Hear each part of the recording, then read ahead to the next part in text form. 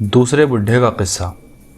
اس کے بعد وہ بڈھا جس کے ساتھ 2 شکاری کتے تھے آگے بڑھا اور دیو سے کہا کہ اب میں تجھ سے وہ ماجرا بیان کرتا ہوں جو میرے اور میرے دونوں بھائیوں اور ان 2 کتوں کے ساتھ پیش آیا ہے۔ اگر تیرے خیال میں وہ عجیب و غریب ہو تو اس کا 2/3 خون بھی بخش دیجو۔ دیو نے کہا کہ اگر تیرا قصہ بھی واقعی عجیب و غریب ہوگا تو میں ایسا ہی کروں گا۔ بڈھے نے کہا کہ اے دیووں کے سرتاج سن، یہ دونوں کتے میرے 2 بھائی ہیں اور میں تیسرا بھائی ہوں۔ جب ہمارے باپ نے وفات پائی تو ہمیں 3000 دینار ترکے میں ملے۔ میں نے ایک دکان کھولی اور خرید و فروخت میں مشغول ہو گیا۔ اسی طرح میرے ان دونوں بھائیوں نے بھی دکانیں کھولیں۔ کچھ دنوں کے بعد میرے بھائی نے، جو ان کتوں میں سے ایک ہے، اپنی دکان کا سارا مال 1000 دینار میں بیچ کر تجارت کا مال خریدا اور وہاں سے روانہ ہو گیا۔ 1 سال گزرنے کے بعد ایک روز میں اپنی دکان میں بیٹھا ہوا تھا کہ ایک فقیر آیا اور بھیک مانگنے لگا۔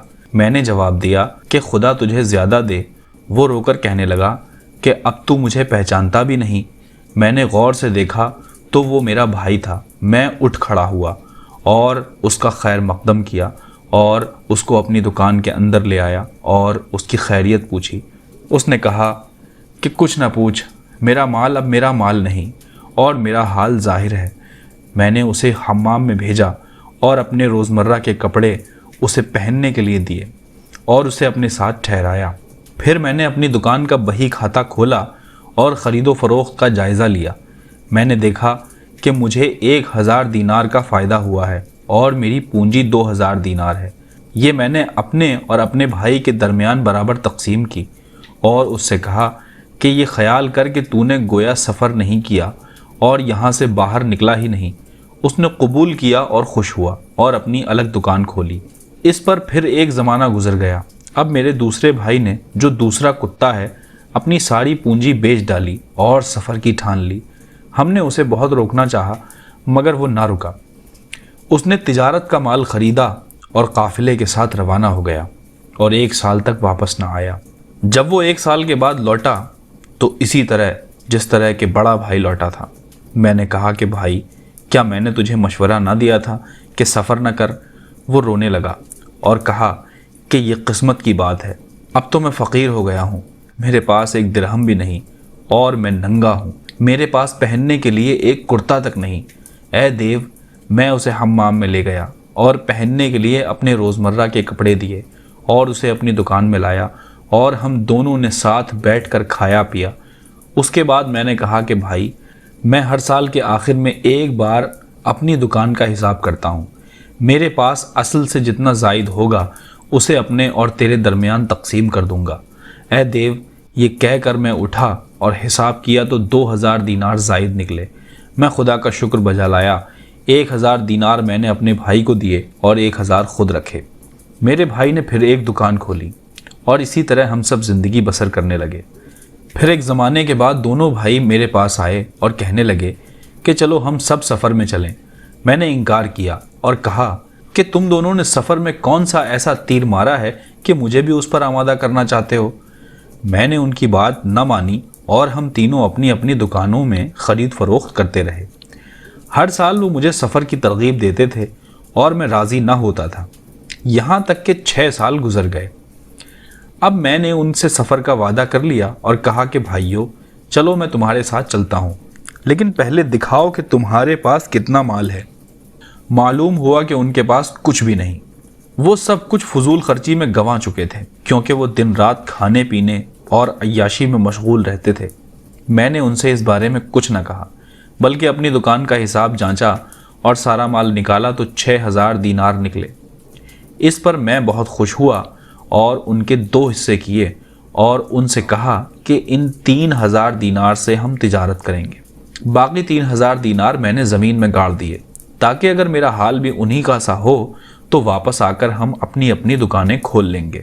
اسے سب نے منظور کیا اور میں نے دونوں بھائیوں کو 1000 دینار سپرد کر دیے اور خود 1000 دینار اپنے پاس رکھے۔ پھر ہم نے ضروری سامان خریدا اور سفر کی تیاری کر دی اور ایک کشتی کرائے پر لی اور اس پر سارا سامان لادا اور روانہ ہو گئے۔ دن گنتے گنتے پورے 1 مہینے کے بعد ہم اپنا مال لے کر ایک شہر میں داخل ہوئے اور ہمیں 1 میں 10 کا فائدہ ہوا۔ جب ہم واپسی کے لیے سمندر کے کنارے پہنچے تو کیا دیکھتے ہیں کہ ایک نوجوان لڑکی پھٹے پرانے کپڑے پہنے ہوئے سامنے آئی اور اس نے میرے ہاتھ کو بوسہ دیا اور کہنے لگی کہ آقا، اگر تم میرے ساتھ نیکی کرے گا تو میں تجھے اس کا بدلہ دوں گی۔ میں نے کہا کہ بہت خوب، میں چاہتا ہوں کہ نیکی کروں اور یہ بھی کہ تو مجھے اس کا بدلہ نہ دے۔ اس نے کہا کہ اے آقا، میرے ساتھ نکاح کر لے اور مجھے اپنے وطن لے چل، کیونکہ میں دل و جان سے تیری ہوں۔ میرے ساتھ نیک سلوک کر اور میں واقعی اس قابل ہوں کہ میرے ساتھ نیک سلوک کیا جائے۔ میں تجھے نیکی کا بدلہ دوں گی، میری ظاہری صورت سے دھوکہ مت کھا۔ جب میں نے اس کی باتیں سنی تو مجھے اس پر ترس آیا اور میں نے اسے ساتھ لے لیا اور اسے کپڑے دیے اور اس کے لیے کشتی میں نرم بچھونا بچھوایا اور اس کی عزت اور حرمت کی اور کشتی چل دی۔ مجھے اس سے بڑی محبت ہو گئی اور میں دن رات اس کے ساتھ رہنے لگا، یہاں تک کہ اس کی وجہ سے میں اپنے بھائیوں کو بھول بھال گیا۔ اس وجہ سے وہ مجھ سے ناراض رہنے لگے اور میرے مال و دولت پر حسد کرنے لگے۔ اب وہ اس فکر میں ہوئے کہ کسی طرح میرے مال کو اپنے قبضے میں لائیں اور وہ آپس میں مجھے قتل کرنے اور میرا سارا مال لے لینے کے بارے میں کانا پھوسی کرنے لگے، اور یہ ٹھان لی کہ وہ مجھے قتل کر ڈالیں اور میرا سارا مال دبا بیٹھیں۔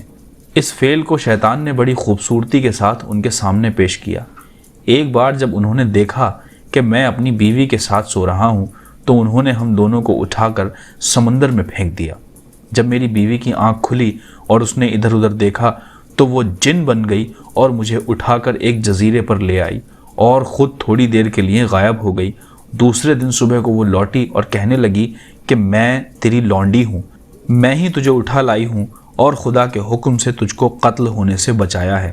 سن، میں جن ہوں، میں نے تجھے دیکھا تھا اور تجھ پر عاشق ہو گئی تھی۔ میں خدا اور اس کے رسول پر ایمان رکھتی ہوں، یہی سبب ہے کہ میں تیرے پاس اس بھیس میں آئی تھی جس میں تو نے مجھے دیکھا تھا اور تیرے ساتھ نکاح کیا تھا۔ دیکھ، اب میں نے تجھے ڈوبنے سے بچایا ہے اور تیرے بھائیوں سے سخت ناراض ہوں اور ان کو بے مارے نہ چھوڑوں گی۔ جب میں نے اس کی باتیں سنی تو مجھے سخت تعجب ہوا اور میں نے اس کا شکریہ ادا کیا اور اس سے کہا کہ میرے بھائیوں کا قتل کرنا ٹھیک نہیں۔ پھر میں نے اس سے سارا ماجرا بیان کر دیا جو میرے اور ان کے درمیان پیش آیا تھا۔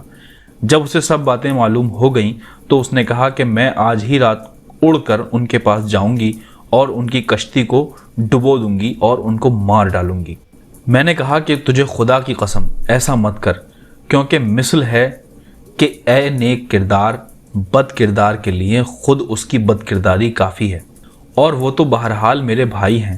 اس نے کہا کہ خدا کی قسم میں ان کو بے مارے نہ چھوڑوں گی۔ میں نے آہستہ آہستہ اس کا غصہ ٹھنڈا کیا اور وہ مجھے لے کر اڑی اور میرے گھر کی چھت پر لے جا کر اتارا۔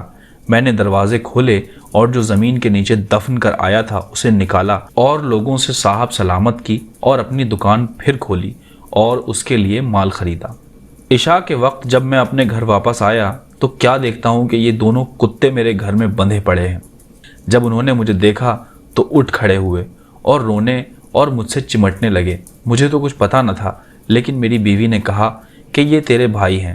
میں نے پوچھا کہ ان پر یہ جادو کس نے کیا؟ اس نے جواب دیا کہ میں اپنی بہن کو بلا کر لائی تھی، اس نے جادو کیا ہے اور یہ 10 سال سے پہلے چھٹکارا نہ پائیں گے۔ اب 10 سال ہونے کو آئے ہیں اور میں اس کے پاس ان کے چھٹکارے کے لیے جا رہا تھا کہ یہاں میں نے اس جوان کو دیکھا اور اس نے مجھے اپنا سارا ماجرا سنایا اور میں ٹھہر گیا کہ دیکھوں کہ تیرے اور اس کے درمیان کیا پیش آتا ہے۔